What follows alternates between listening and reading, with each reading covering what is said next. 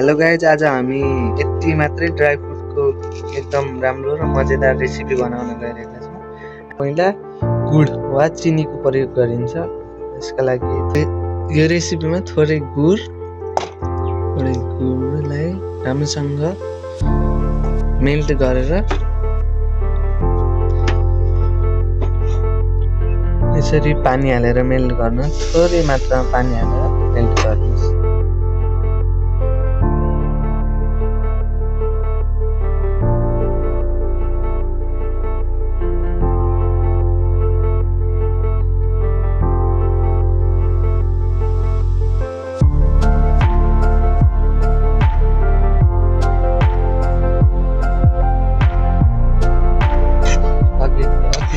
पानीले थोरै 1 मिनट जति पकाउँदा एकदमै सेसो टाइपको कन्सिस्टेन्सी भएपछि यसलाई लो फ्लेममा आगो राखेर त्यसपछि बिस्तारै अघि चप गरेको ड्राई फ्रुटहरू सबै हाल्ने।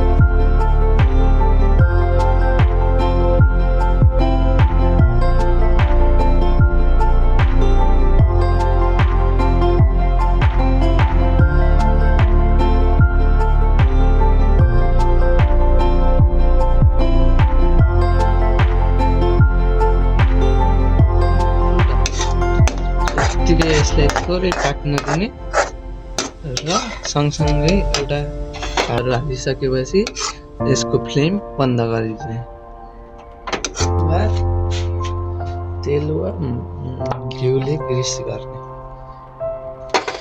एकदम मतलब यसमा चिप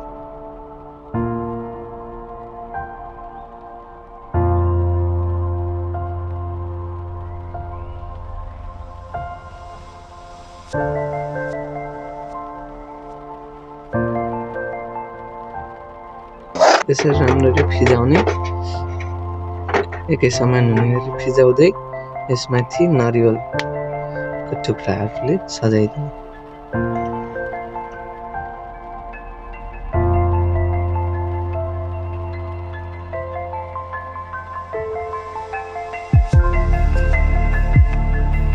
टुक्रा सजाएपछि यसलाई 5 मिनटका लागि जम्न छोडिदिने।